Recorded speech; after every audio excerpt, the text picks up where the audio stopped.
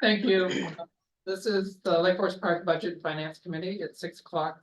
I'm John Lebo, I'm the chair of the committee, so I will call us to order. And we do have a quorum this evening. Thank you. I believe all of you have our packets in the agenda. Is there a motion to adopt the agenda? So moved. Second. Second. Is there any discussion about the agenda? Not hearing any discussion. All those in favor say aye. Aye. Aye. Aye. The motion passes. The agenda is adopted. The first item we have on the agenda is for a public comment, and this portion of the agenda is set aside for the draft the committee on agenda items, and comments are limited to 3 minutes. Matt, do we have any members that would like? We don't have any attendees online. Thank you. So we will close the check the room. Yeah. Are there any comments that any of the members would like to address? Not, thank you. Thank you. Not seeing or hearing any desires for public comments, we shall move on. And the first item following that on the agendas is the director's report for the December 2023 budget monitoring dashboard. And I'll look to our finance director, Ms. Vaughn. And I'm gonna give our clerk Matt just 1 more minute. He's working to get it up on the screen so that we can all look at the same information. So actually, first I'm just gonna take a minute to walk through to bring our new council members along and go over some just a couple items. So first, the budget monitoring dashboard, you'll see that it is a fiscal year end, so December 31st, 2023. That being said, it shows on our dashboard at 50% because we do a biennial budget. That question actually does come up often from the public and whatnot, asking, well, why are you at a certain percentage?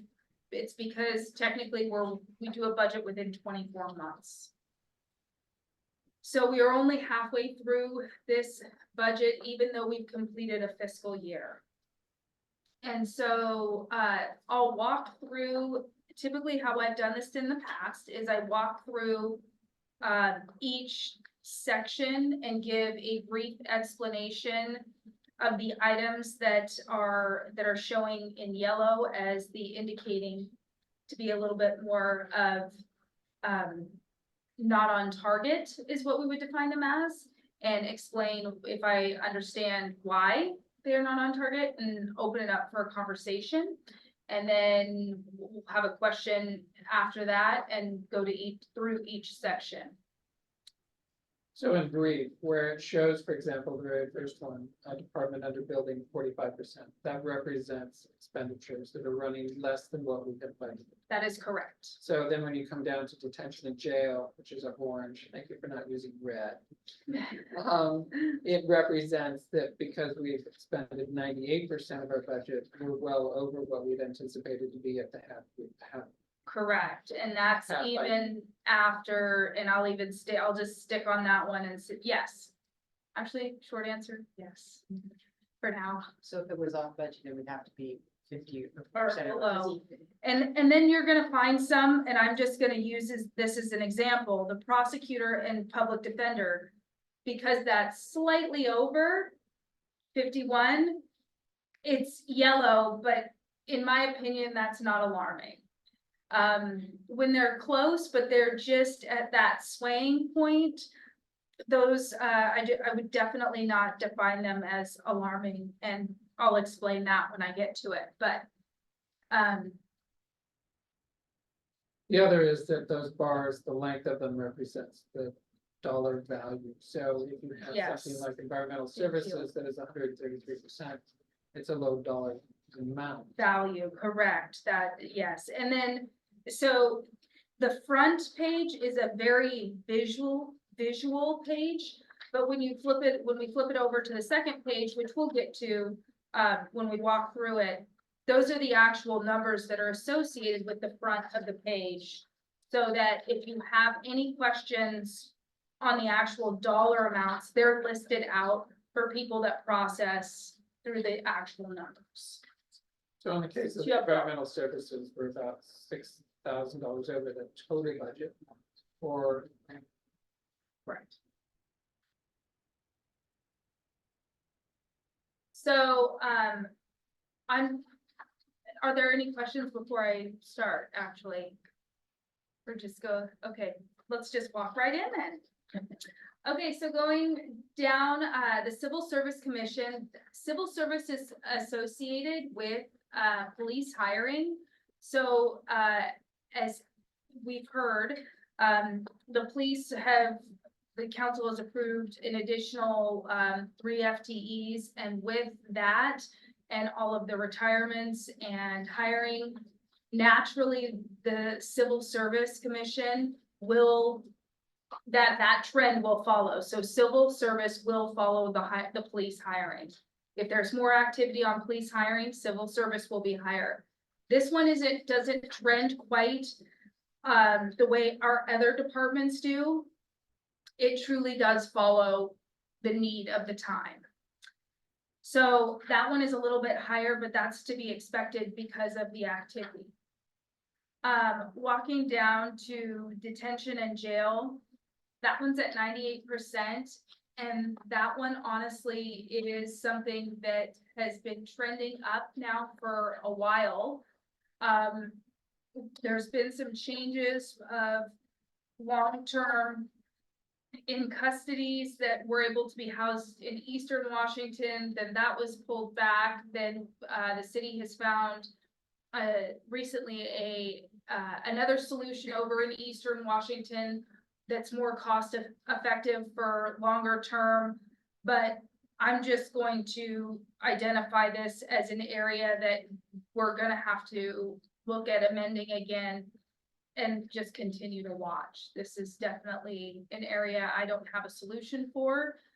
This is kind of a newer issue, past couple years, and it's something that we're just, I know that our police department has looked into it. I know that they have been working with the judge. But it's just, it's an area. Do we have a sense, is this mostly the long-term detention, or is this mostly short-term This is Western shorter, Washington jail I can- is driving this? I can give you that answer just simply from looking at the invoices. That's where my knowledge stops. And the larger invoices are coming from more local, being the Snohomish County and King County. Thank you very much. But we are using our ILA that we just approved over, but that's not the bulk of where this cost is coming. So in comparison, for example, the Civil Service Commission, the fact that it's over represents a low dollar amount in total. But when you look at detention and jail, projection, if it's a straight line, would suggest that we're going to be $500,000 over our budget, which would be a significant hit to our budget. Is that reading it correctly? That's accurate. If we just straight look at the trends and double it, because we're at the 50% mark, just making sure everybody's coming with me by just that general statement, yes. And we will entertain questions from you. I know.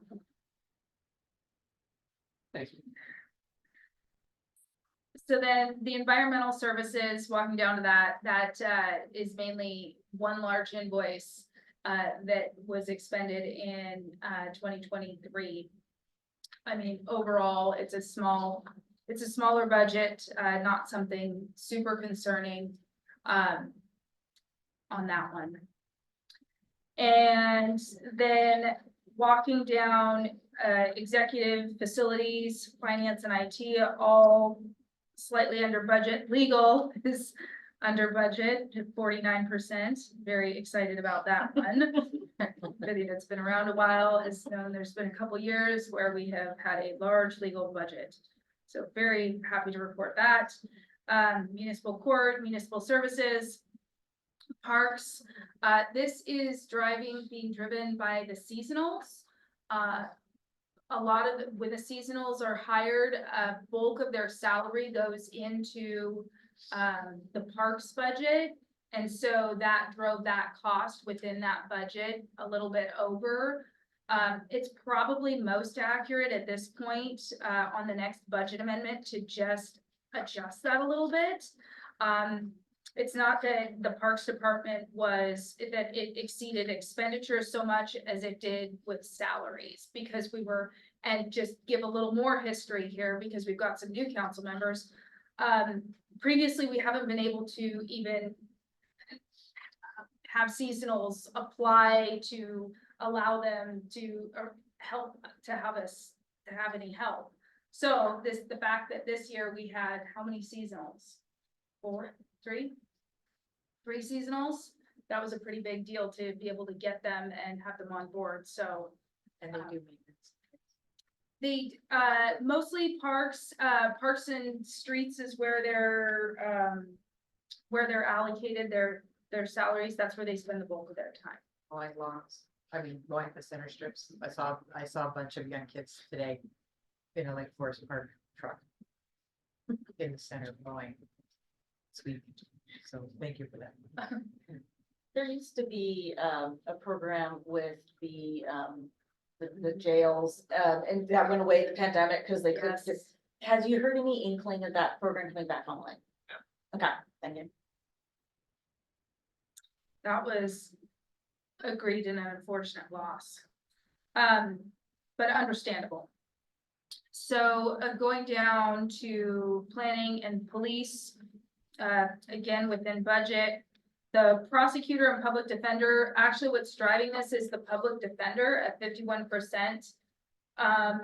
There are 13 invoices paid because we paid the final month in this fiscal year from the previous year. And then there were a couple of conflicts that cost us a little bit more. So that's the reason why that is slightly over.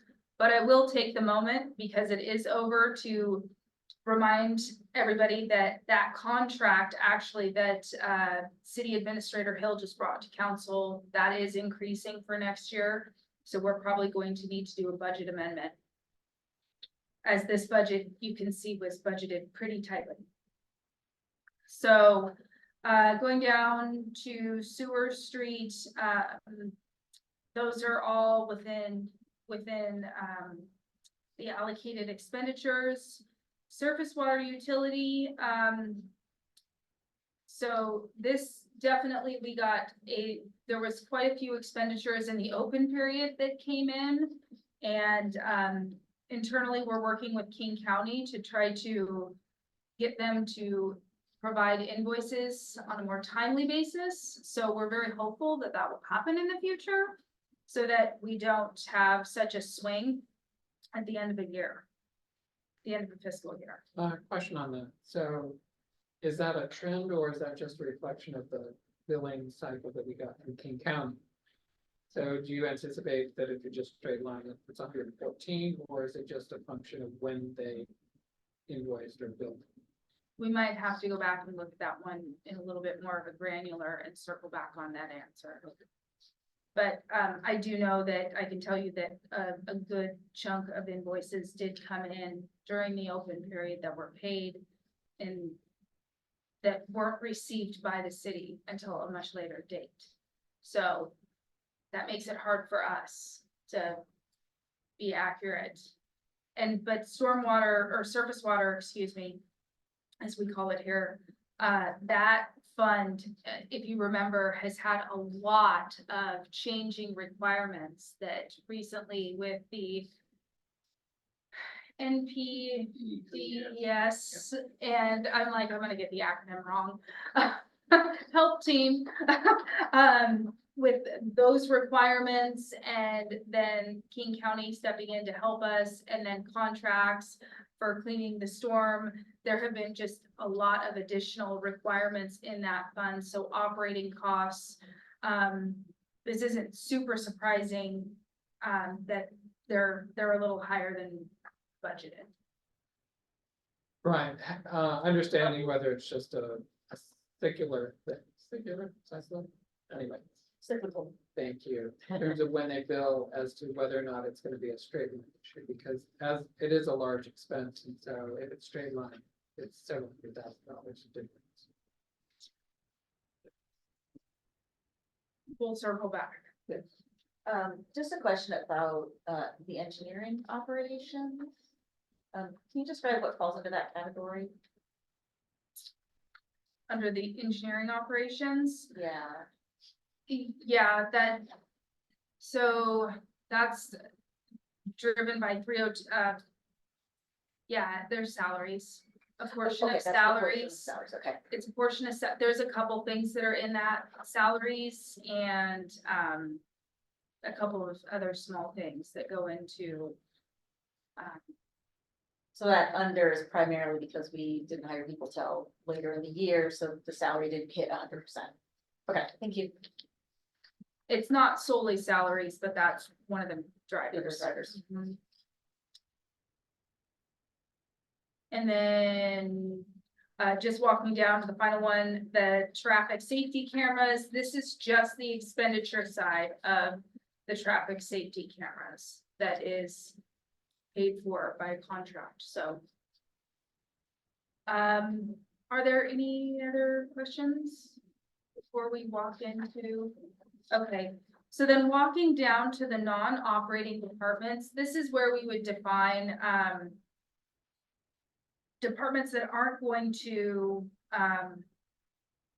they're not gonna follow necessarily the trend of the 50%. They're gonna be out of whack, however you wanna say that. So to put them into a trending, category, on a monthly basis isn't really fair. So this is why we just broke it out and called it for what it was, which is a little bit non-operating. So the ARPA fiscal recovery, we have then allocated almost everything that was budgeted, within this fiscal, this budget. Out of that, the audit is at 31%. And, we're hoping to stay within the budget on the current audits that are open. The Climate Action Committee, they're at 1%. They have hardly spent anything quite yet, but I know that there probably will be more to come this year. They're in the planning stage. So then community programs, 47%. That's where we really support our community partners. That's where that's funded out of. Elections, 46%. I'm actually, I think we're going to receive that pretty soon. That normally is we receive that invoice once a year. And so that one likely will be close to 100% soon. But not alarming because it's an annual invoice. Emergency management, 57%. That's where we pay for NEMCO out of. And so that's like a one-time early in the year, we'll pay that invoice and then it will just be accounted for. So that will, Since that's kind of one time a year and we've paid one and it's at 57, are we anticipating there being a little bit of concern? lower. And then with the reconfiguration of NEMCO and not knowing what that will look like, what's our risk on that one right now? I don't think there's a lot of, I would say, risk because relative to the rest of our general funds budget, it's very low dollar amount. That being said, once more is known, I think that will be a bigger conversation with council. So that's one to watch, but I would definitely not call it a concern, but maybe just an item to be aware of and monitor. And once more is known, then administration will bring it forward. Thank you. We're sure utility district is in through this year. So we met with the fire district and started drafting file. So there will be a dollar difference. And that will be That'll be our next budget cycle. Out into the next, yeah, they'll start in January 25. Yes. Thank you. Could you go back a moment? I kind of missed that. So, costs will go up. They will go up. North Shore Utility District is no longer a partner of NEMCO. They don't see any value in their. They're about $18,000 a year of revenue. The operation. of NEMCO. So without that, then those, that revenue would then have to be redistributed amongst the other members to make up the difference. It'll be between us and NEMCO. Fire district is not going to give us any more money. By law, they have to be part of our emergency management, but a good relationship with the chief, and he wants to continue that relationship at his current dollar. But he will continue to receive services Yes, at the same level. yes, That- at that dollar. Thank you. So, walking down, the lakefront property, which is the Strategic Opportunity Fund, that one is at 59%. Memberships, that's another one that isn't going to probably trend. We've been seeing a lot of annual invoices come in for memberships. So that's another one we'll watch. If it's at 68% now, just making sure that enough is there. But again, it's a lower dollar amount, so it's not concerning. Police technology, 35%, and public health, 46%. And you can kind of see it there. The small dollar amount. So, so are there any questions on any of those before I walk over? What's covered under the lakefront property? Is that our consultants? Is that internal time as well, or just the consultant outside time? That's I'm just seeing nods over there. a strategic opportunity fund, so it's Fund 106 that we have turned into, and just calling it the lakefront property because that's kind of how we've been using it. And so that's where we are paying for everything that's going on that Corey and it's Watershed, but there's some other, where the consultants, I'll just leave it at that, are doing work, so that's what's driving that.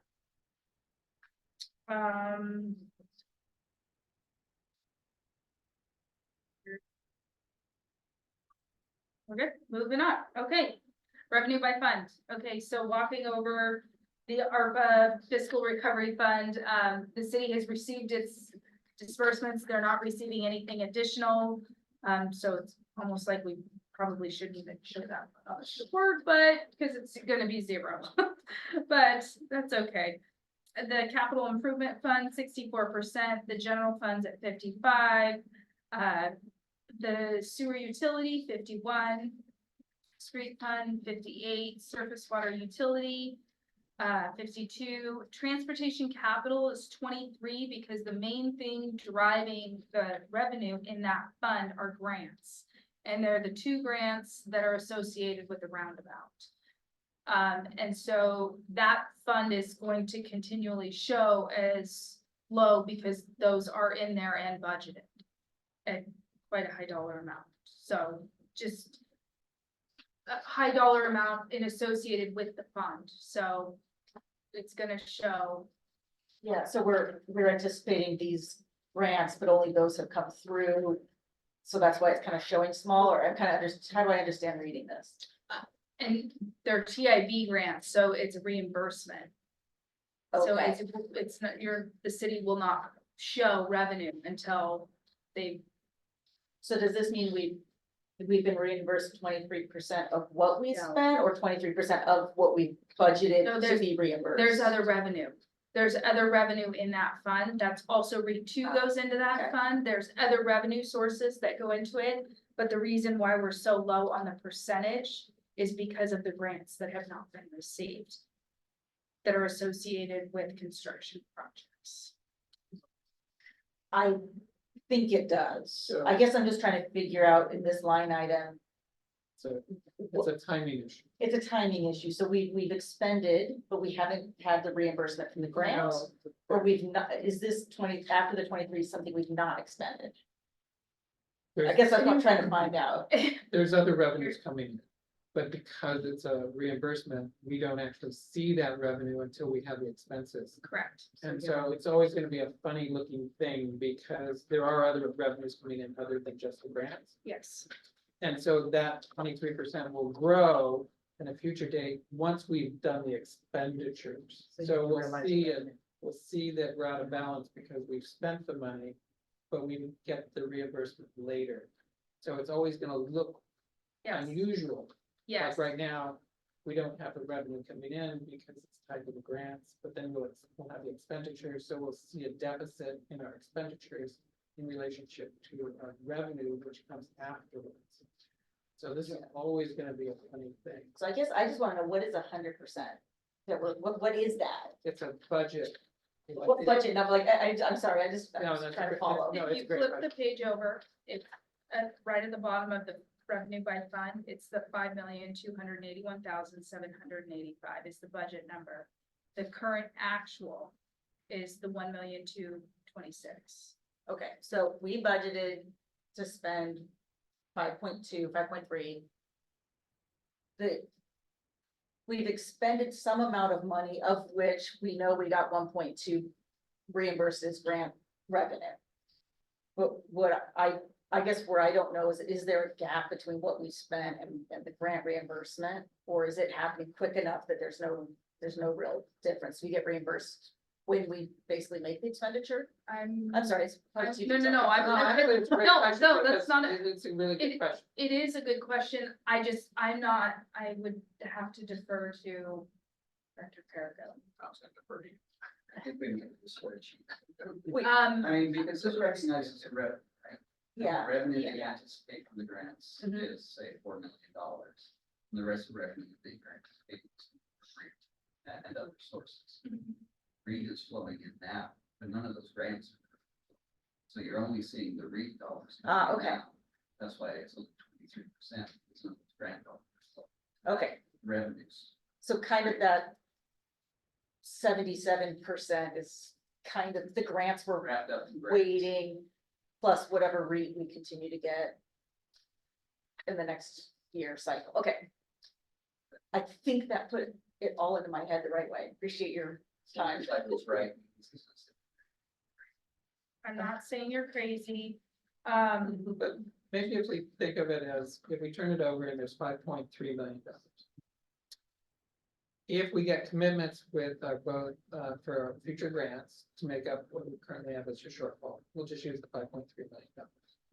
So ideally, we've got commitments, for revenue forms of grant and our existing revenue that will total $5.3 million. And that with those commitments, we get a bid in, and when we look at the total cost of the construction with the bid and all the other costs, it equals $5.3 million. And therefore, when we do the construction, we realize those expenses, we get them reimbursed through the grants. So at the end of the day, we get a fully funded roundabout and fully constructed roundabout. The issue arises if we don't get commitments for total value of what we see as the construction for the roundabout, and there's a shortfall in terms, and so that then says, how do we make up that shortfall if we want to continue to go forward? Yes, But at the moment, we recognize there's a shortfall, and we're seeking the grants to make up the difference. correct. So the thing that we want to be cognizant of and be aware of is what do we think the estimated value of the construction project total? And do we have enough commitments for grants to equal that? That is correct. And the only thing I would add is that what's in the budget, if, as far as being tied back, is on page 101 of, I wanted to be able to quote the page, 101 of your budget in a schedule, which helps, I think. This was during our budget process and where we were at with the information we had at that time when we put this together. So I often refer back to this table to remember where we were at the time of putting the budget together, because so many things will change. This is what you'll, as the longer you're here, the more you'll find out. But at this point in time, when we put it together, this always tends to be helpful to me to refer back to. So right now, when we think about it, we estimate that there's a shortfall between the grants and our total revenue. And so what we're trying to do is fill that gap through additional grants. Yes, the roundabout has been, that grant. It's been identified, and actually, we did know that at the time of putting the budget together. We just estimated and anticipated it would be a lot less than what it's, actually turned out financially to be, The as far cost as the shortfall. the cost of it, which represents. Yes, the the shortfall or the delta between what was budgeted and what's been allocated through the WASDOT grant and TIV versus the actual cost to build and construct. Do you have any? Okay, So we can talk more about it in the capital improvement plan, but want to understand sort of what is the timing expectations, both for receiving the grants and realizing if we can close that gap, or if we have to consider something. Okay. We're good. that was a good question. One little yellow bar. No, This is wrapped up. But that's what, that was a perfect example of sometimes how you look at the yellow bar and you're like, but what are the numbers associated with it? And don't just remembering that the numbers are on this, just on a different, but that's what got your attention, was the yellow bar got your attention, which walked into a bigger conversation, which is exactly that's the point of the visual versus having both. Okay, actually, for the capital side of things, since we're gonna go into it, Well, I think that I'll just, not really go over that a whole lot, and we'll let, Director Perigo go through that. So then if we go to the second page, I'm just gonna walk through, so revenue by line item, this is,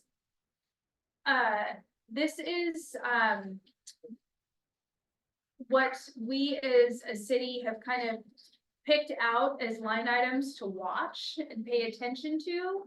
And I'll admit that I think during the pandemic, we even added a couple more that we were monitoring. So this one is kind of just single line items that we're pulling that we've been concerned about or are watching for one reason or another, and then has stuck.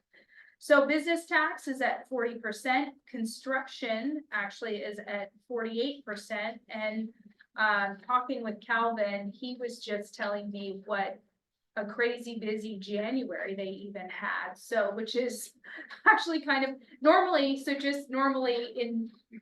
during the winter, that is not your big time frame that you see continuing with the construction permits. But apparently the city that is definitely something that is moving forward and is still very active. The motor vehicle excise tax, or otherwise more commonly known as the gas tax, is at 50%. The mechanical and plumbing permits are at 89%. Passport revenues at 47%. The real estate excise tax is at 45%. The sales and use tax is at 51%, and the traffic safety camera is at 57%. So does anybody have any questions on those line items? So the REITs, the real estate excise The tax tax. 1 and 2, those are when a house is sold, or is that? Correct. So it could fluctuate throughout the budget cycle, And depending they on the do. housing market. There, so real estate excise tax, REIT 1 goes into our capital improvement fund, 301. Real estate excise tax 2 goes into the transportation capital. So those are the two separate funds that they go into. they have different rules that are around them. And actually with how things have slowed down with the housing market, I'm actually, I'm pretty happy to see 45% on this chart. I'm just gonna That's true. say that. So I was very actually happy to see that at that high of a rate. A little concerned that that one might not be performing as well, knowing that the market has just simply changed. So, but that one used to be, on previous dashboards, one that we were always talking about, and it was a very high number. So, but now we're watching it for a different reason. So in our color scheme though, if it's like below 50%, should we treat it as a trend or is it just a revenue received issue? So, I did have to change the color on this, and I don't have a lot of color options in this chart here. Because if you're gonna go, because I started to mess with the colors. So I guess would we look at it, say, for example, the REITs 1 and 2, real estate excise taxes 1 and 2, is it 45%? Would we say, you know, if it trends, then we're gonna get only 90% of the anticipated revenue? And then, so we're always trying to budget in such a way that our expenditures are always less than our budget, and we hope that Oh, our for revenue is always more than our budget. Yes, yes, So, on Yes. this one, where we see some expenditures higher, but on this side, we're seeing some of our revenue lower. Is that the way we should interpret this? yeah, these specific line items are a little lower, They're specific, but it doesn't represent the total, correct, and so we'll get to that later. yes. Correct. Councilman Cody. Yes, I have a question. As I recall, during the pandemic, our sales and use tax revenues came in higher because of Yeah. online sales and so forth. Though we have no transparency, as I understand it, into the calculation of what we get. We just get what we get, right? So, and I think we were pretty conservative. We didn't want to assume that bubble was going to continue. So when it looks like 51% was our estimate of, you know, what's likely to be occurring going forward, we were pretty accurate. Even though we thought we were being careful because we didn't want to perpetuate expectation of the bubble. Correct. Is that right? I just wanted to. So there were a couple things that occurred. Previously, there was some legislation that had changed. So when, which benefited, what we call ourselves a residential community, a bedroom community. When the pandemic hit and everybody started ordering everything and it was being shipped to their house, instead of the point of destination where wherever an item was being shipped from, that's where the sales tax would come from. It was wherever it was going to. So that was part of it in addition, and then the pandemic just really helped on, I can't even believe I just used that word. Really, Offset, it offset. yeah, I'm like, did I?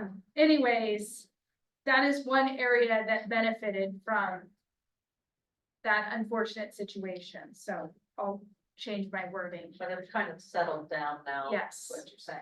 Okay, Yes. that was my question. Thank you. So it is interesting when certain things will happen where the cause and effect will show up financially. Well, I just think it's really good that our, you know, estimate, which wasn't necessarily based on anything but our assessment of the situation, was pretty spot on. So, Just want to make a comment in the similar vein, the traffic safety camera revenue is not at like 150%. So it is in fact doing its job of changing behavior and people are in fact speeding less through those zones, thus providing us kind of what we're anticipated. So the purpose being changing behavior, it looks like we're getting a little bit of that. though there's still too many people speaking.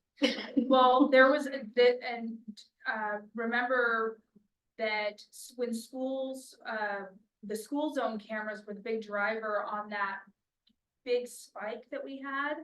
Because when everybody, again, during the pandemic went home, the school zone cameras were turned off.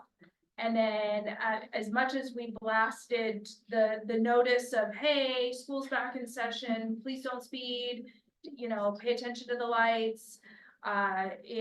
That was the big driver. And so we saw a huge spike in tickets, for a couple months. But we were cautious to use that as a trend too. This is where sometimes the revenue estimations can be more of a challenge. When you have situations like that, identifying them as situational and being able to see the longer term trend. Are there more cameras coming on? Council has not acted on any policies to add more cameras. That we should. It will, I believe, come up for discussion. It's on our radar yet, No, but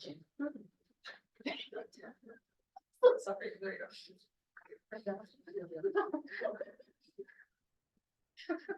Can't take anymore. that's it right again.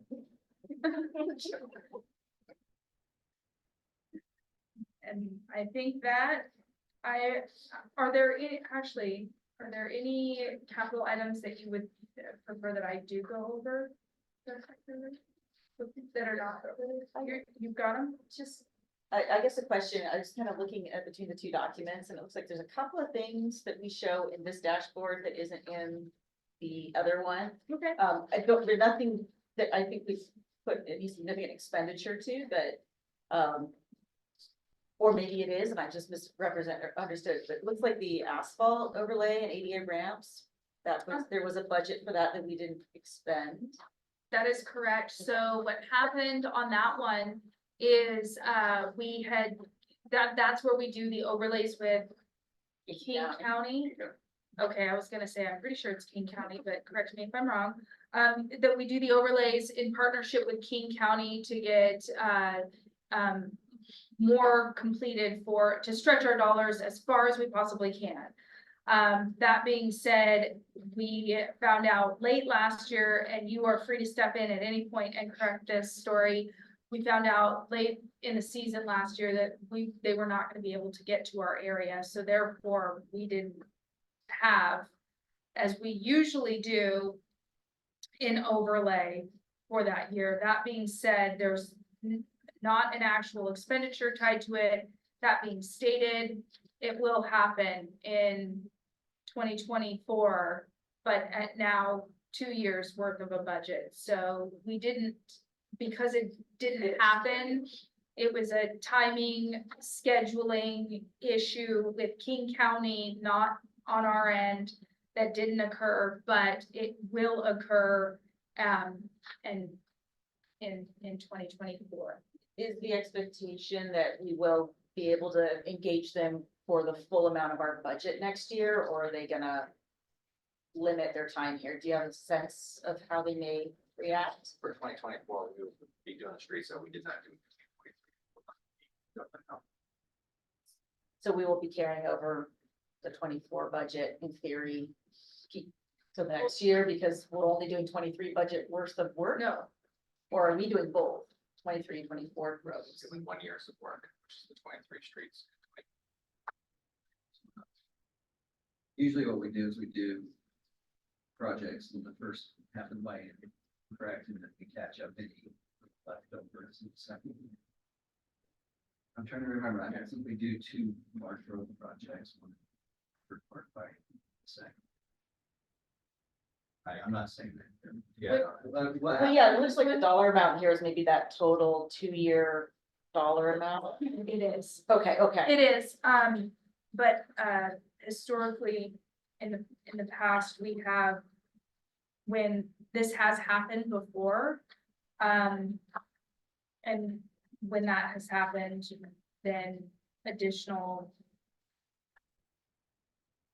a little bit more has been looked at, but we'll have to circle back on that.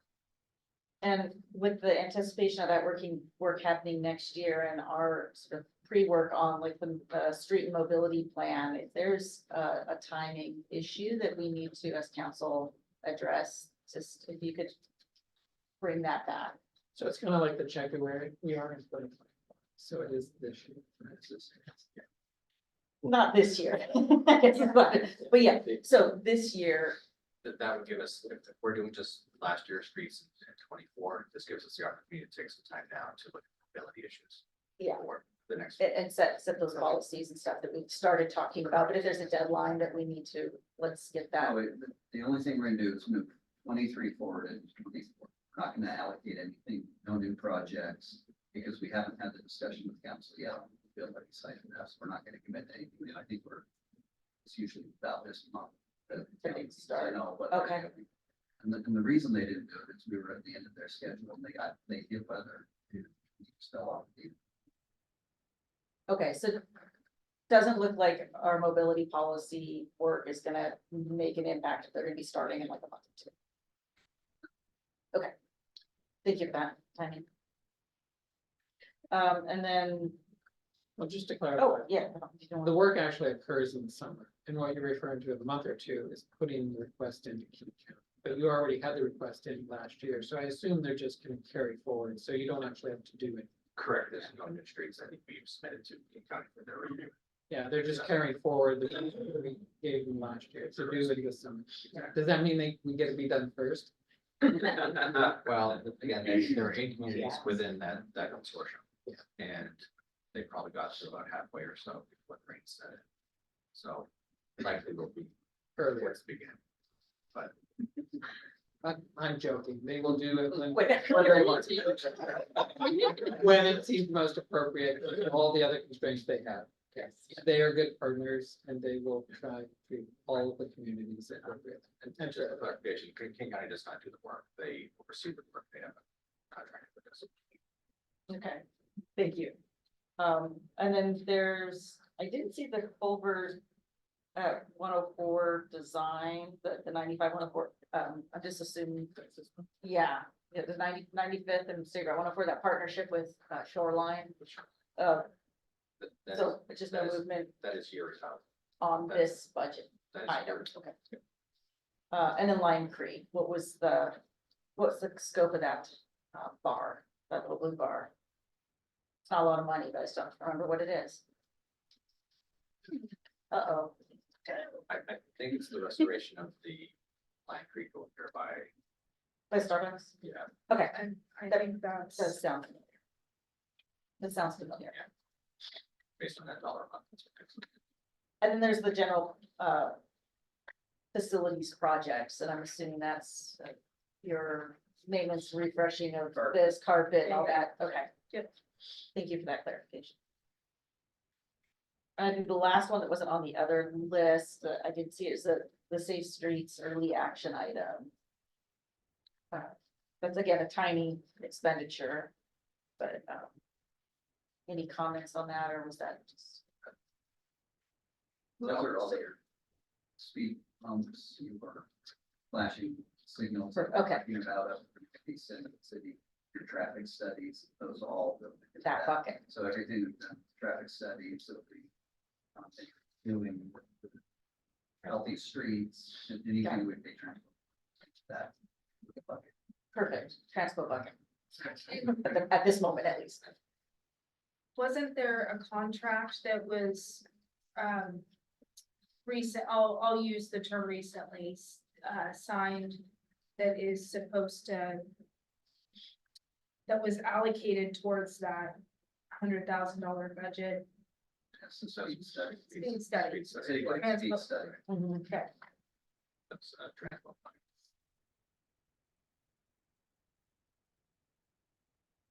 So even though the point I was making there is though, even though the actual dollar amount is only showing at 30, that quite a bit more of that has been already committed. So you will start to see that expenditure come in at a much higher dollar amount. So is that budget there? I guess this is a great clarification for the new folks. That's the 1-year budget, not the 2-year budget. Or is this the 2 year? That's June. The blue is the 2 year, perfect, That was on the whole. at this point. That was part of our discussion at the last council meeting. We Yep. talked about the speed study for 104 and 5 zones. So just to clarify, so there's a budget, and then we encumber money. And that says that we're committing to expend the money. And then our yellow or orange bars here represent the expenditures. So even though there might be a delta in this case, $100,000 versus 30, and again, it's a timing issue. You've already committed, you just haven't expended. So just be aware that doesn't mean that we have extra money sitting around. And then there, Something we want to do in the future. Yeah. Crew already starting to do some terms, I guess, keeping track of those encumbrances a little bit better. Because people go, do I have all this much money? No, you don't. So we need to get this a little bit fine. Maybe another call. So one way to, well, you can do it with different colors and use stack bars. So it represents expenditures and encumbrance, and you see that you've already committed. You just haven't expended it. That would help us, yeah. Because of there's in one. Yeah, no, I spend a lot of time training people on the coolers. yeah, they're very, that's because, yes. That's, Okay. shouldn't be a funny finance joke, but it is. Any questions from other council members? And I want to check, council member Saunders, do you have any questions? Welcome to our budgeting finance. Thank you. Can you hear me? Yes. Yes. We can hear you. Thank you. Thank you. I'm glad I'm able to be here, but I do not have any questions at this time. Thank you. Thank you. Anything else? And moving forward, we will have sort of a year-end recap, Yes, and we'll look at, we'll look at trends. The full view of the whole year, yes, so exciting. yes. So thank you very much. Are there any other questions with regards to the like 2023 budget monitoring dashboard? With that, then I think we'll move on to the next item of business, which is the request for possible addition of part-time passport clerk.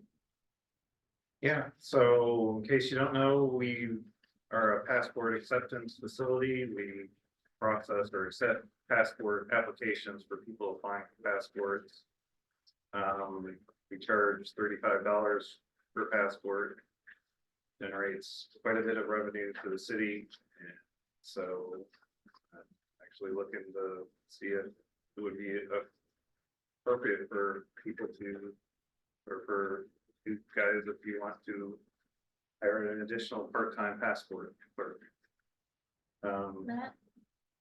Are these numbers including like the pictures and stuff too, or is it just the passport processing? Yeah, this general revenue right here includes part of the picture. All the revenue that comes from Yeah. passport. The last chart is only just passport applications. Thank you for that clarification. So this is 2019, 2022, and 2023. This looks familiar. I think I've included it in the last CA report for the previous one before that. You'll notice in 2019, they're all really high. I'll cover that in a bit, but one of the things that last year that we had to fix early on or late actually was this downward trend that happened in passports. That was due mainly because people were booking before we were booking appointments that were booked out prior to a month. So everybody that booked an appointment in May was actually booked in March. So people in May stopped showing up. So we switched it after we started noticing this trend. We switched it up in September to book it out for 2 weeks. Unfortunately, October was already booked up. So you notice in November, it started to go back up again. And December, it started to go significantly back up. Hopefully we can get back up to that 2019, but I doubt it. Wasn't there also, like in 2019, right, like the enhanced driver's license and stuff, and then that kept being pushed out, and then so people were still doing passports, but I think the market has maybe kind of shifted a little. it has, What people but are wanting to I think carry. people are most of it's just people wanting to travel. Is the main emphasis to get a passport, so they just want to get out. But some of that, you're talking about flying inside the country, yeah, you have to have an enhanced driver's license in 2025. It doesn't get moved again. Yes, bumped like 5 times or something, Yeah. right? Okay,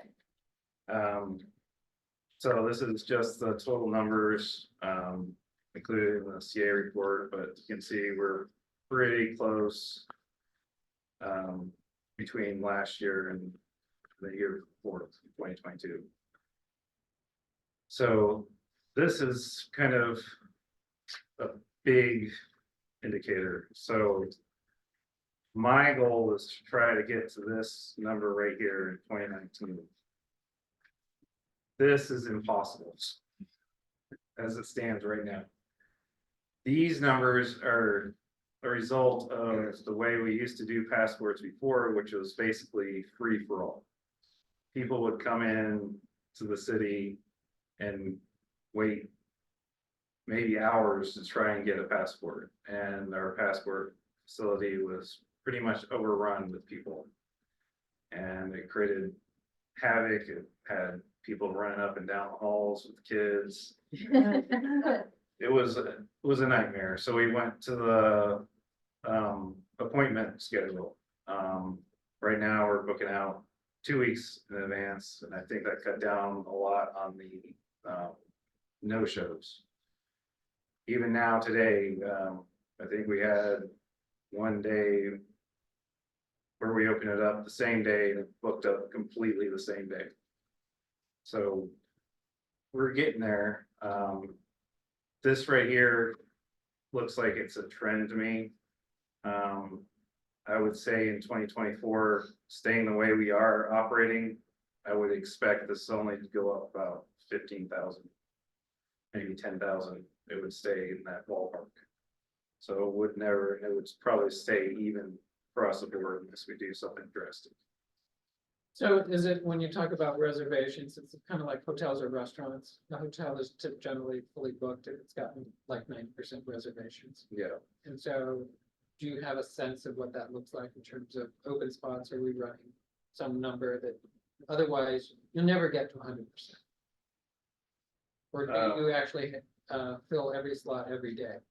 We pretty much fill every slot. So once we open up, So one way to weeks. judge demand is if you're always fully booked, then that may represent that there's other additional demand that you're not meeting. Yes. Whereas if you're exactly only where- getting 50%, you probably may not be able to increase revenue. Yeah, exactly. That's where I'm getting it. and do you feel like the allotted time for the appointments, you kind of refined that to the right amount of time, so there's no Yeah. way we could do it faster? No, Really, we there's- just hit a cap. Nope, there's no way to do it faster. A lot of times we have a lot of people that will go over our allotted time because of language barriers, but they're not prepared, or they're chatty, whatever. Thank you. So as an example, do you have the data that says, we are running at about some percentage of the total available? And so if you're near what you would consider to be fully booked, that's a great way of saying there is demand out there. And so increasing capacity would represent additional. And with the part-time person help with that, Yes. or meet the demand, Yeah, the additional. the idea is the second part-time passport clerk would be on opposite time. So right now our passports are open from Monday, Thursday, Friday, 12 to 4. And then we run on Saturday with 3 agents, usually from 10 a.m. to 3. So the second passport clerk would be running in the morning from 9 to 12. On opposite days or maybe on Wednesday too. I haven't decided yet if the council decides to hire it. So this is a breakdown of the numbers. These numbers right here are the perfect numbers. So this is like, in a perfect world, they would do 64 applications a week. This is what we pay out, salary with benefits per hour. This is a total for the weekly amount. So if we did 64 for a week and their passport revenue was $2,240, our difference to the city would be $1478.20 to the city. That's just basic general revenue. So ideally, sticking to the same 64 a week, they would do 3,168 applications. Now, this is just one agent. This is all just one agent. This is using the hours that Shannon runs. It's important to point out that this 20 hours a week doesn't actually equal, so they're doing 4 applications an hour. They can do one every 15 minutes. That 64 is that number is different than the 20 because we have to factor in administrative time. They have to bundle all the applications, they have paperwork they have to fill out, they have to stuff envelopes and mail it off. So if they did this number right here, that would generate anticipated revenue of $110,000 a year. So this is actual numbers. These are the hours that were worked for a 3-month span. This is what we would pay out in that 3-month span. This would be the difference that the city would receive. And in that time, they did 795 applications. Now, what's surprising is last year, Shannon did 3180 in applications, which is higher than this. The reason for that is she does a lot of nice things where people come in during the week and they're not prepared, get shifted over to a Saturday in the morning. So she'll often come in early in the morning and take care of them in that morning.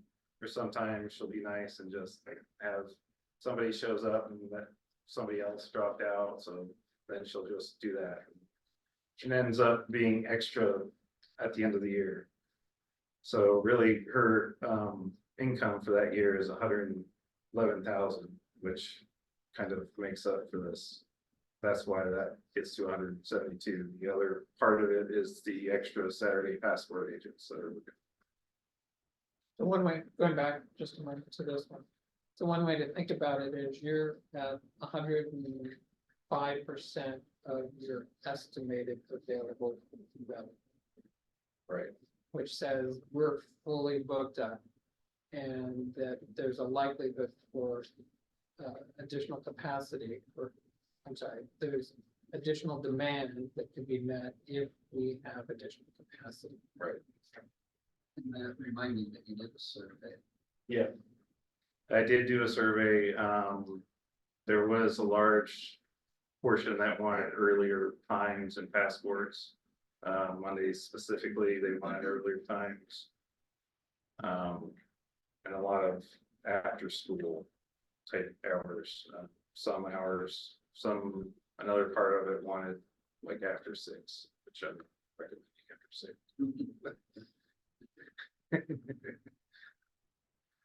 So really, looking at these numbers right here, all I'm asking for is the exact same as Shannon. So it would actually be just running opposite Shannon. So theoretically, it should match this number. So we just basically double. So that way I can actually get close to this number if we double it now. So the question is whether or not we want to do it earlier or wait until January in the normal budget time. So starting earlier, we could collect additional revenues sooner than rather than later. I could probably hire somebody a couple weeks right after the council approves it, which would require, it would require a full budget amendment or just a salary. Amendment. We would do, it would be included, yeah. Oh. Yes, so it would be included on the next budget amendment as an FTE change. And, in addition, we would probably, increase it would be a pass through, so we would increase the revenue probably very conservatively. And then allocate that, part of that expenditure increase to the salary increase under municipal services, so. So one of the questions is, would you need to make that change to the budget before you implemented this, or could you implement it and then recognize it in the budget? Amendment, we could probably, if council made or had the intent to do it, we would, I can't even believe I'm saying this, but I'm already creating a list of budget amendment items on my board. So, that budget amendment is not far out. So if the council thought that or if the council wanted to move forward, when would be the soonest after the council took action to move forward? Would it be dependent upon the budget amendment? Would just be dependent on council approving the position. Okay, And then And I, then we would come back with the budget. okay. So if you go back to those numbers, just thank you for that clarification. So in this case, if I understand, our net income is about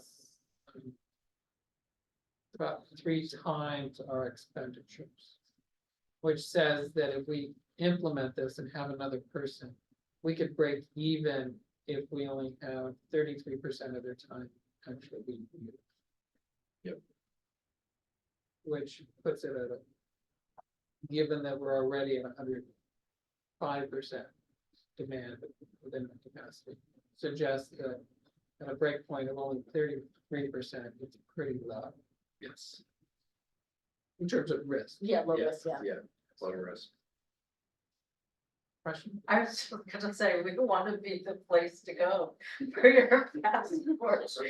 I have a question about the passport cost and how is the actual cost of doing it, is it match what other people are charging? It's a flat across the Question. fees. Every passport application is $35, so it doesn't matter where you go, it's $35. but it's driven federally. Yeah, That yeah, is not something the city. we can't adjust it, they can't change it. I kind of, I knew where that was, sorry. Well, we do set the cost for photos. Yep. Because that's just Cost an of in-house photos, thing we do. that we can charge whatever, shouldn't say whatever we want, but It's at our discretion. yes. Well, people will pay more for a one-stop shop Yep. usually. Yep, if we So- do charge $20 for photos. And so how does that compare with other cities? We're actually on the higher side, because I actually didn't compare it just to cities, I compared it to like, I think Walmart and They do passport photos. well, Rite Aid doesn't do it anymore, but, Never. No, but what I mean is, yeah, they do passport photos and that can be cheaper, but I mean, but what I'm talking about comparing it to is another place where you do it all and Yeah. let's stop. yeah, generally the price for photos at other places are around $15. We have a special. Well, we sell it as, if it comes back for whatever reason, we'll just take it again, no charge. We provide better service. Right. Yeah. That's what I'm, That's the that's what I'm value. trying to say. That's what I'm trying to. Well, that looks good. I mean, if there's someone that goes out of their way to help the public, then I think that that's a good thing. Really. So, and then moving on to your last sheet, we're having the benefits. Right. Just basically, if do it now, get the revenues earlier. If we do it later, we have to wait.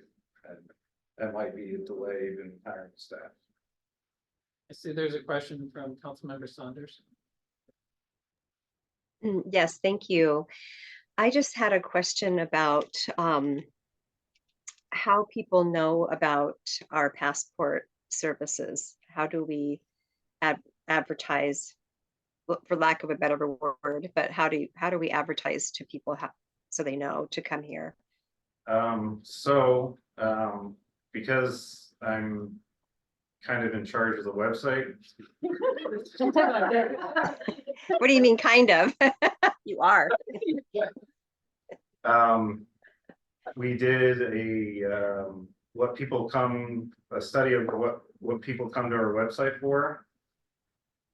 And the one thing that can come to our website for is passports. That's the top thing to our website. Second thing is paying traffic tickets. Okay.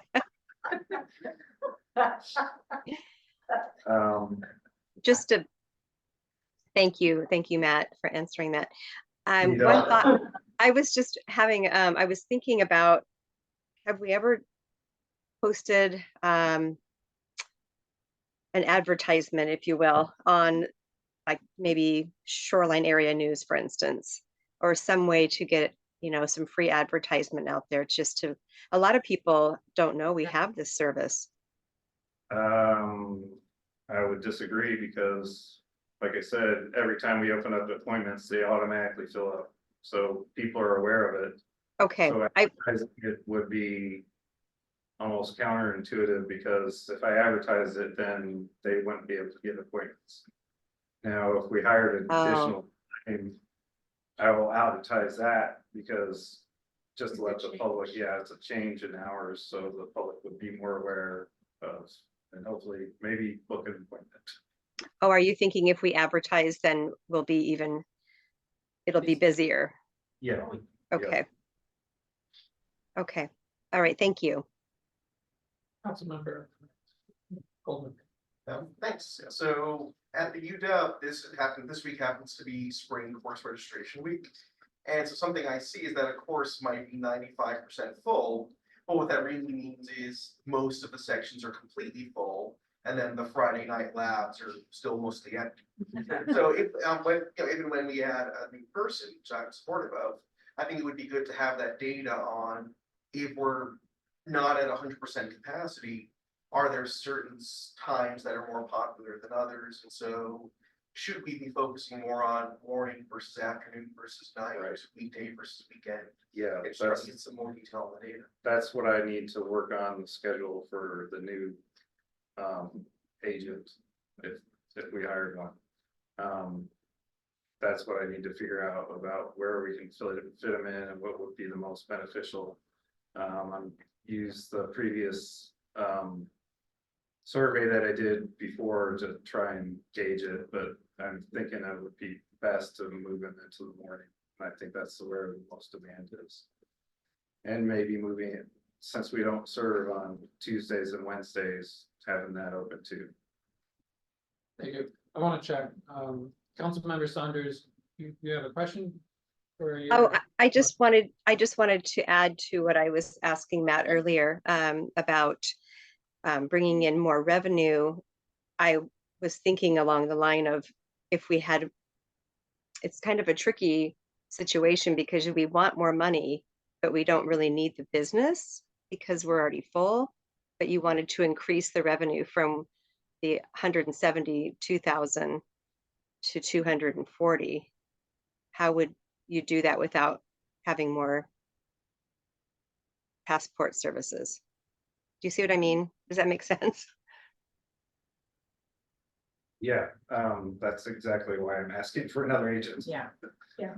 So having another agent, and then to accommodate the demand. Yes, Okay. exactly. Okay. All right. Thank you. That's it. Councilmember. Just a quick question about timing. I noticed we have 3 on Saturday, but we're talking about essentially having one person staffing throughout the weekday. Could we have them two people at a time, if it turns out that that's like the peak time, that people want to do it over lunchtime or something? Or is during the yeah, there week will a hard time probably, to have 2 passport um, staffers at the same time? yeah, it would more than likely, with the additional passport clerk, they would probably overlap for a couple hours. The main problem with that is just space inside Yeah. the building, trying not to drive Jeff crazy. Not possible. Thank you for the question, but I think also what, just to be clear, we are quite happy to tell you what hours you might want to do it, but I think as council, the question to us is whether you should hire somebody else. And that we should rely on you to assess what you think are the best hours of days to do it. I know we want to get into that, but I think as a council, we're probably best serving you if we approve the position and not worry about hours. Just want to make sure if it turns out the nice time is that they're working together, that you have the tools you need to make that happen. And to this point, we have to be fair, because back when it was free for all, and it's a child care center right outside of what was Frank's office. It really makes it difficult for people on that. Get in. So that's middle crossover. Yes. Awesome. Very good. Councilmember, good. Is it possible that if you had, if that is successful, then you possibly might even have more demand and you might even need a full-time person? You talking about a third clerk?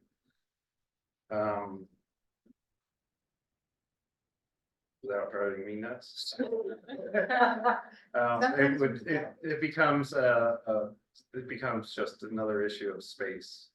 So you want to keep it at a certain level, and Right. Without, so even though there might be more revenue that you capture. yeah, oh, that I'm you- sure I could, but Okay, it would not be ideal, I think especially around the city. I think what Matt's proposing is probably the maximum we can handle. Confines of City Hall. We've already given up half of the conference room because we've done, we had to separate, due to COVID, we had to have these separated areas. And then we went to the appointment system to accommodate that as well. And really, I think this is a big advance. Thank you. I want to draw the discussion to a close here. It's been a really great discussion and very much appreciate bringing this forward to us. Would you like us as a committee to recommend to the council? Yes. And we don't need a motion, or do we need to make a recommendation? I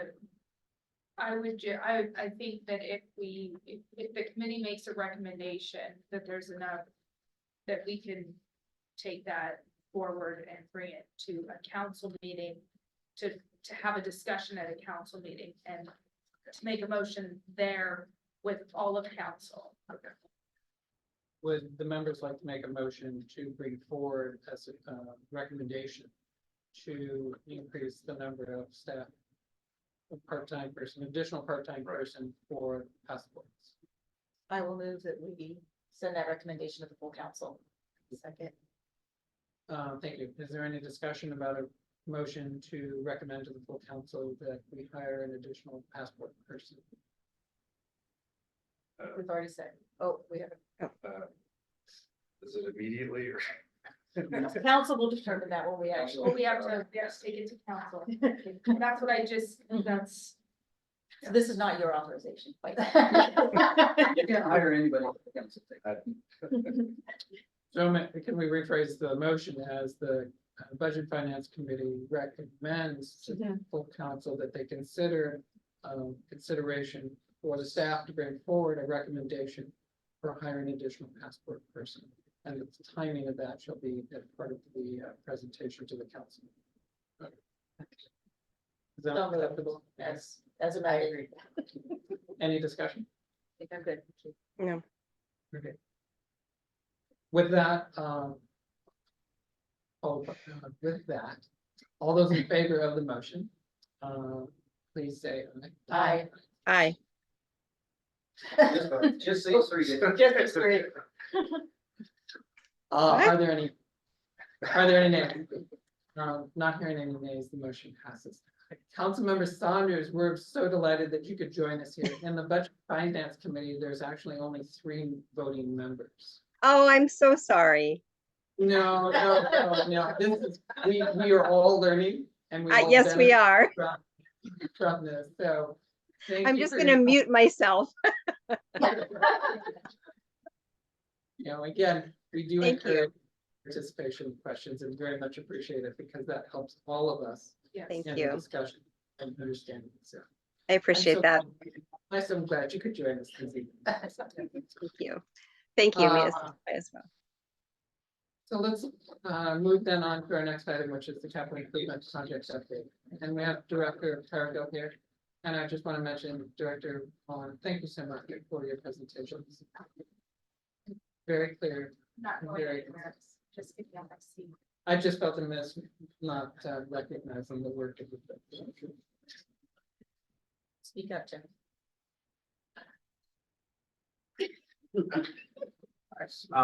Well, this evening, we're gonna start looking at the, capital projects dashboard.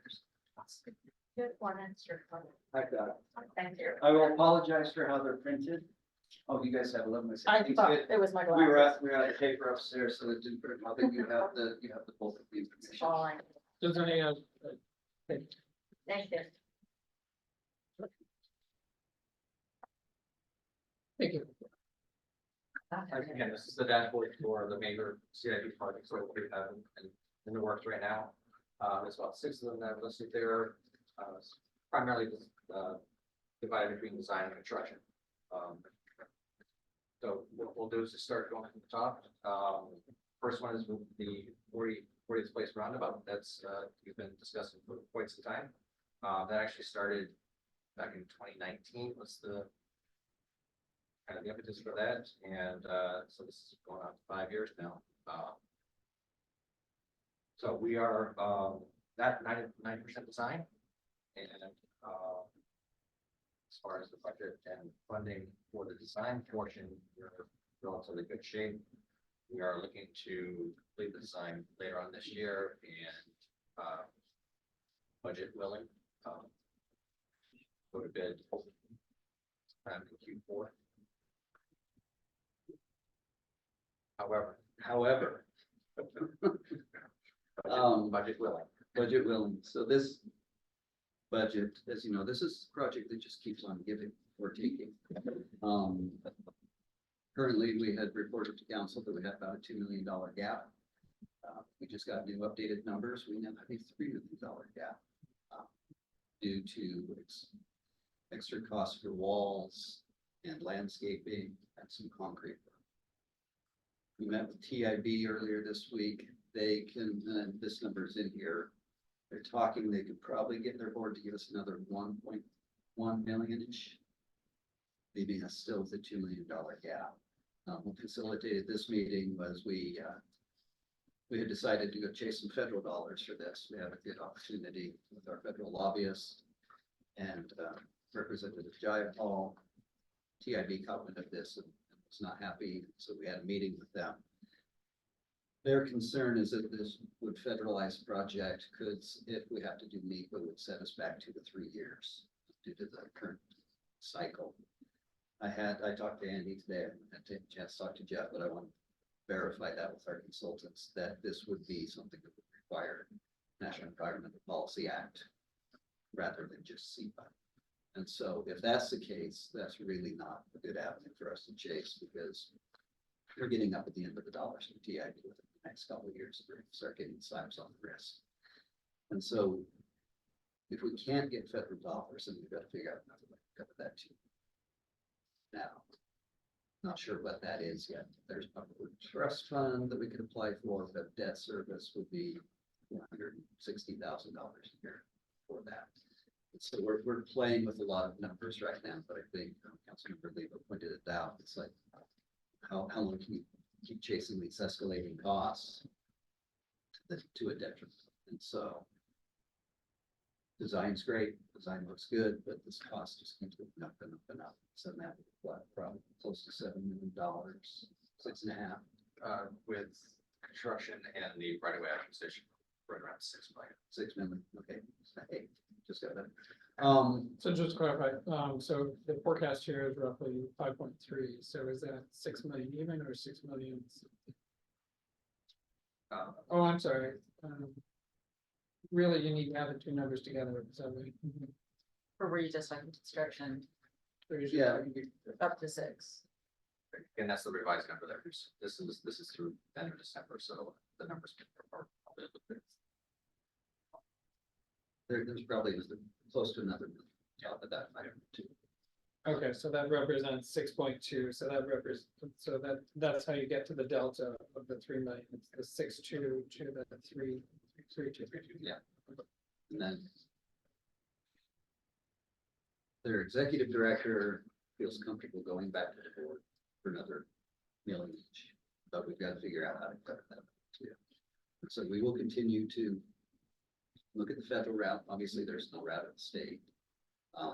We have that as part of our legislative agenda every year. Got that for at least 2 cycles now. And we'll also continue to look at how could we finance that and could we make debt service. Let's see, I can meet next week, just see if that's even a possibility. We currently have a public works trust fund passing the sewer. Sewer can't pay for roads, so we're gonna have to, even if that came off the books in the next couple of years. There's no, so this is a stay tuned, it's going the wrong direction, but So just, Councilmember Bodie. Yes, I do remember when the gap was around 1 million, and then it was 2 million, and now it's 3 million. So it is cause for concern because, I think in terms of, and yet I think the project is very far along in an important public safety project, but at a certain point it becomes unaffordable. And so, you know, I'm not sure I would want the city to use $2 million of its limited resources to fill the gap, knowing that the gap could get bigger even as we get closer to actual construction. So I understand that you're in the same place I am, which is this is distressing. How can we fill the gap? And I'm just in the same place. I'm just thinking with the size of the gap, it's very concerning because it seems to go up by, you know, it seems to go up by the large leaps. And I understand some of it is the retaining wall design and so forth, but still it seems to go up by a number of leaps. yeah, I was quite shocked this week when we got the numbers from Matt that they backfilled roughly another $1 million in costs. It just, I thought we were done the last time we brought them forward to council, so. Thank you. Thank you, Councilmember. Thank you, and yeah, I appreciate your candor about this project, but there are downsides if we just out cancel the project, yes. Yeah, I don't think it would go well for our future funding opportunities with TIB. That's why we're exploring the federal portion of that. Jake thinks we have a good chance there.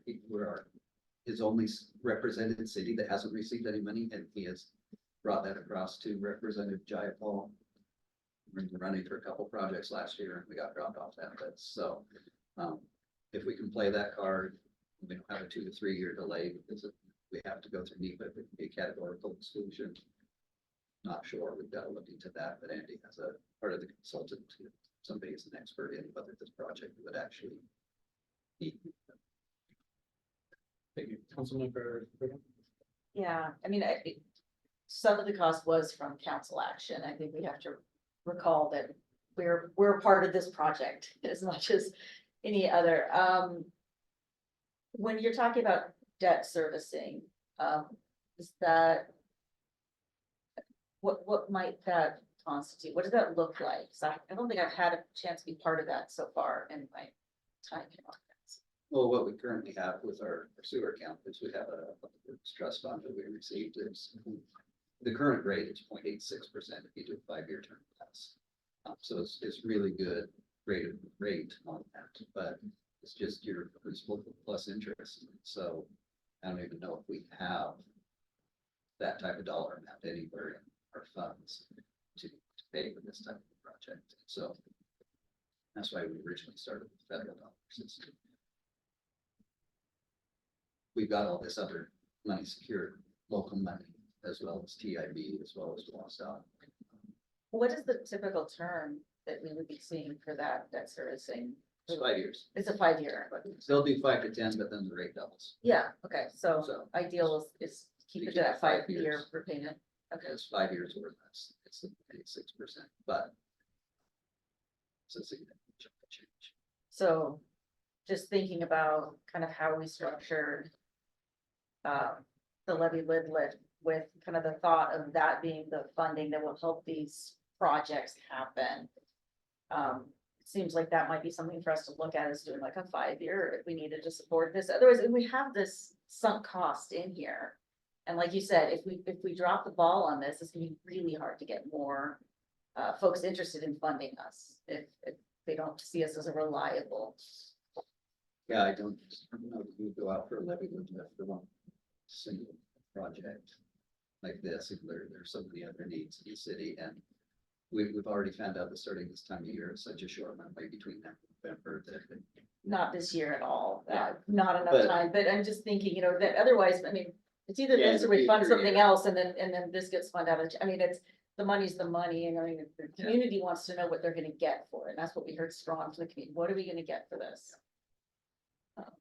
best And I case think- scenario. Yeah, That'll work, but I don't have an answer. I know, We're just gonna get this.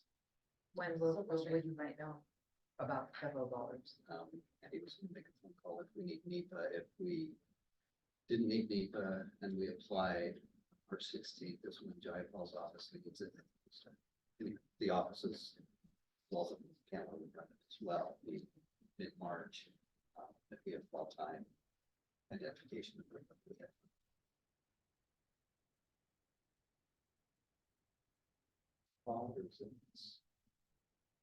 Might be the. I think a mix of $90 yeah, end of the year.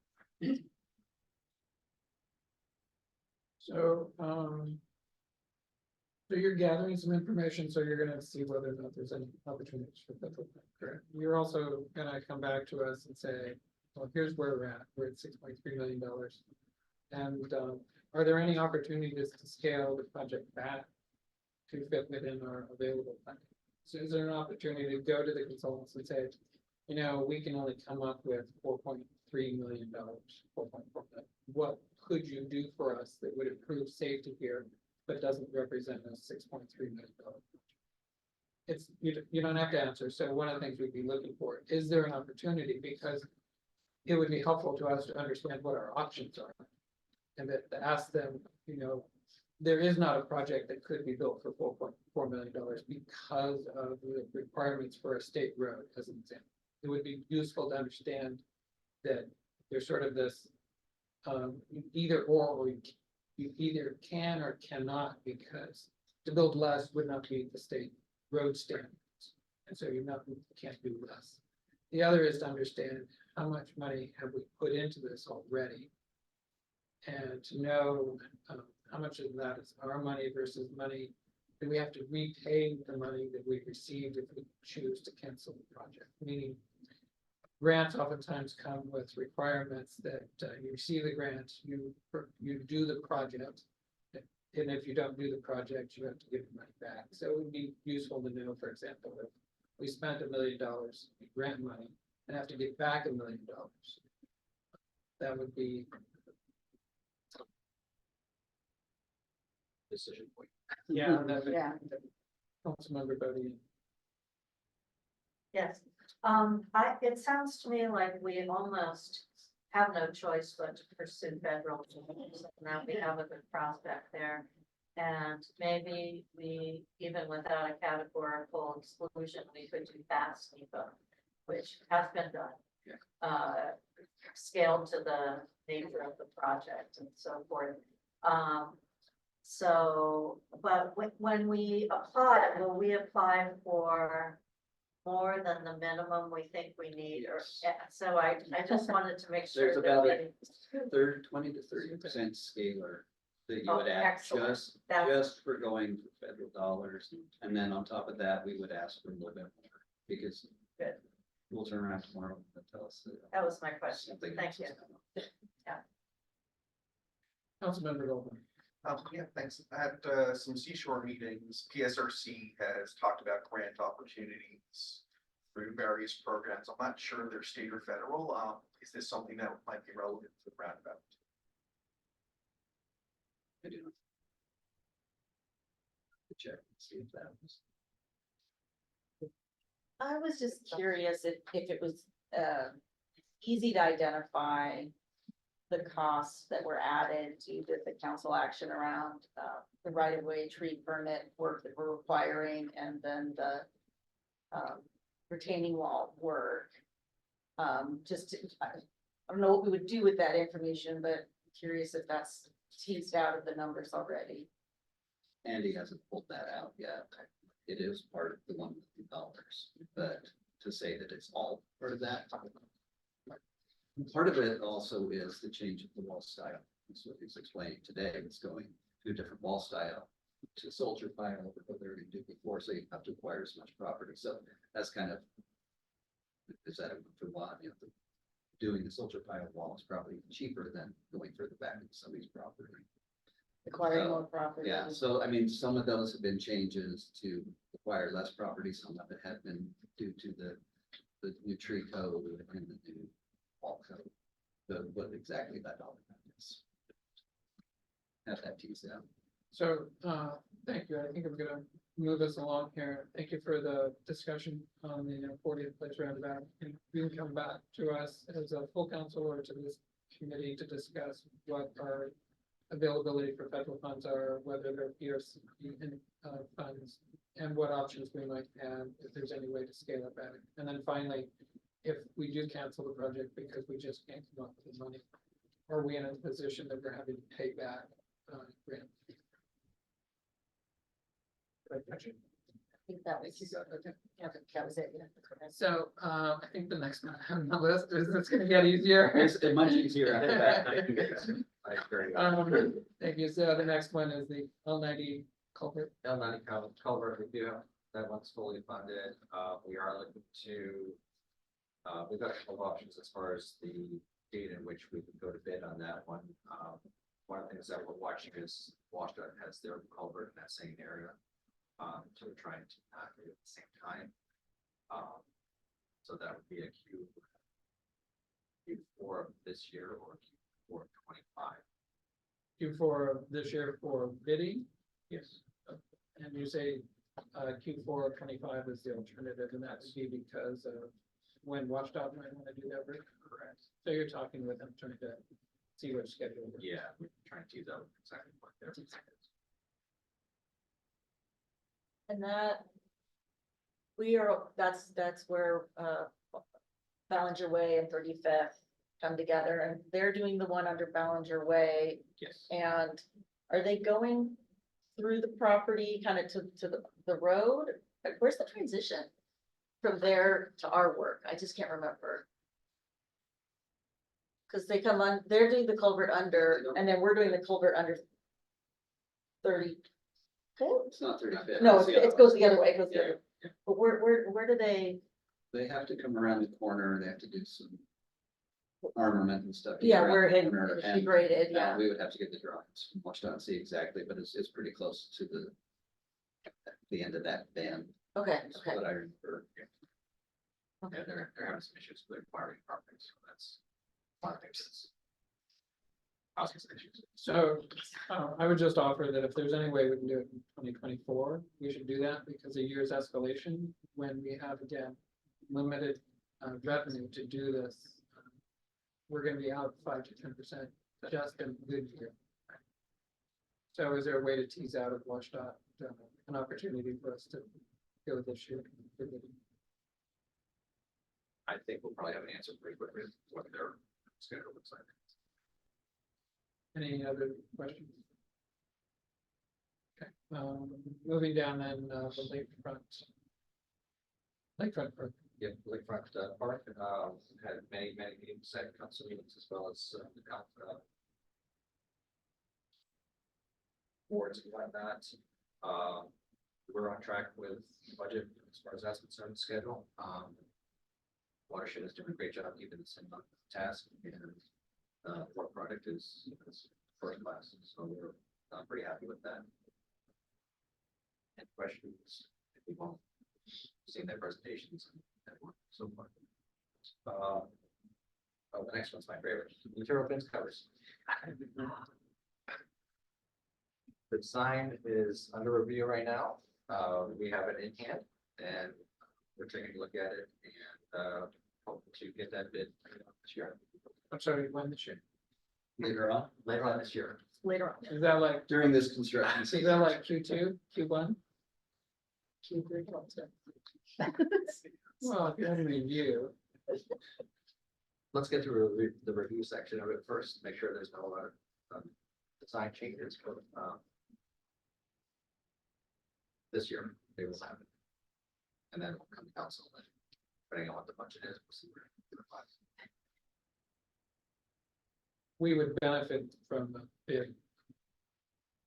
This quarter will allow for construction to occur in a better season as well as a better bidding period, just because of what this kind of. So this review cycle, is there any way to proceed it with alacrity? It will not take very long. That's fine. Question.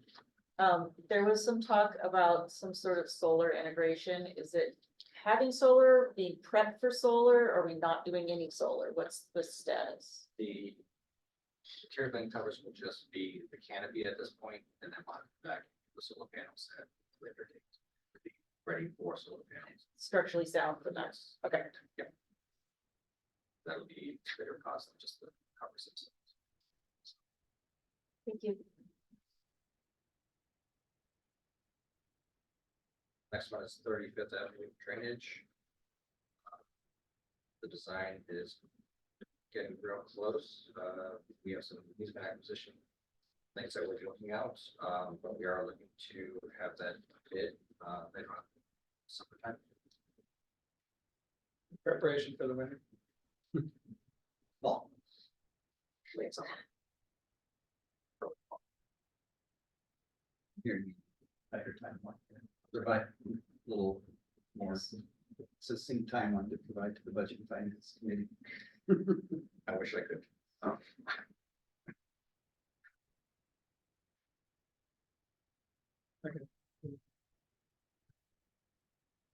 And then the final item that we have on this list is grade separated crossing. Here at 104, 522. And our consultant will be creating a 30% design for the option to look at. So one thing we're gonna do, we just met with Sean from Vietnam this week. Andy and Katie, our project manager, will be bringing a presentation. We have a new mayor and 2 new council members who aren't quite up to speed on this. And so we want to circle back with mayor and council on over versus under, the pros and cons to both, and get a temperature check. In the past, I know there's been a lot of concern with under. I think there's some construction concerns. There's also some tree impacts and some concern from King County Parks. So they're going to prepare that, and I think we're bringing that on the 7th. Is what we targeted, 7th of March. Be a little direction from council of, at this point, do we just pursue one, take it all the way to 30%? Do we take, kind of a light 30% on the over and tease out a little bit more on the under? So anyway, that's to get. And for our new council members who are just like, what is this and where is it going? That way we can walk through everything with you, because we've had a lot of back and forth with King County Parks, what they want to allow, not allow. As far as integration with their existing trails. So we just want to get everybody back on the same page on that. Because this is also a project that started before COVID, just sat dormant through COVID, and that has been delayed. It's Congress takes so long to get contracts put together. So that's ready to go, but we decided we better do a gut check with everybody before we get the consultant. So March 7th is I believe that's what we said. I don't have my notes, but I think that's what we've got Andy. Katie's pulled up. That's something to kind of present to council what the project is and what the options are. And Councilmember Bodie. So I recall what we were presented before. And so as I understand it, we may not do the full 30% design on both the over or and the under option. That's why it's good, I think it's good to bring us, even remind existing previous council members of what that kind of looked like, what both of them looked like. I remember there were challenges and issues with both designs, so. There were. So you're going to be, are you going to be seeking input from the council before you decide how much work to do on each option? Or would they both get a 30% design? So it would be, the idea behind the dollars was to do 30% design of Right. the over. Period. We've taken the under as far as we can. It doesn't Okay. look promising, but we just, before we make that decision, then that one goes away, because we could do a light 30 and kind of ferret out a little bit more around 10% on the under.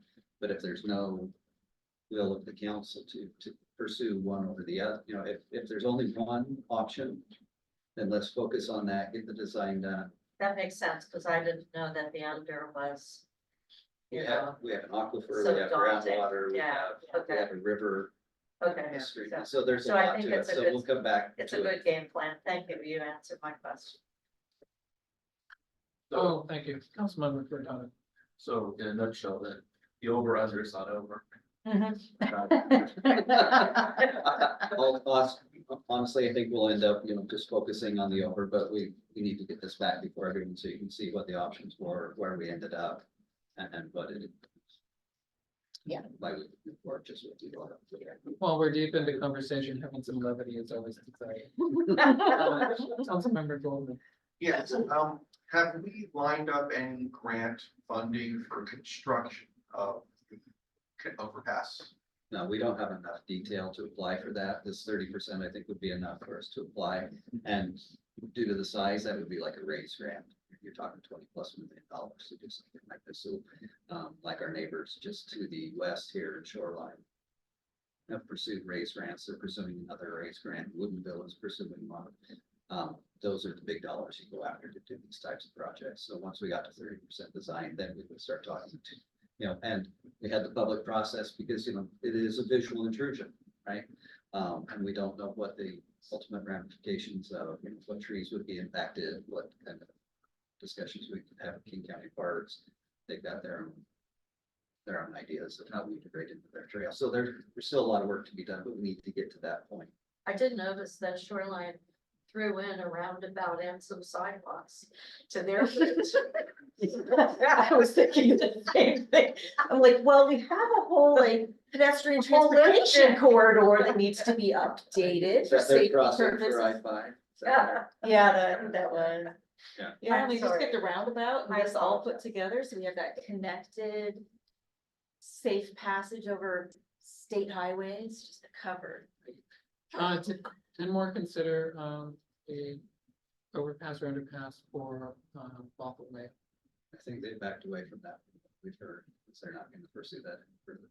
And do we understand why they didn't? It might help inform us as to what led them to that decision. My understanding was, it was cost. I think it's been sort of just taken. They don't go into design of any type or. No, there was a former mayor had very specific ideas of what he was looking for and the costs were pretty just at a basic level. So I'm not sure where it is now, but they acquired some new parcels that they could potentially use it for connections. I'm not sure. Maybe if there's an opportunity to talk to our friends to see what kind of decision-making process they went through to ensure they're crossing the same road. I can Literally. I'll call the city manager and Thank see you. where that ended up. If there was. Do I see any other questions? With that, I appreciate the indulgence of all to extend a little long, and I think not seeing any other items, we'll adjourn. Thank you.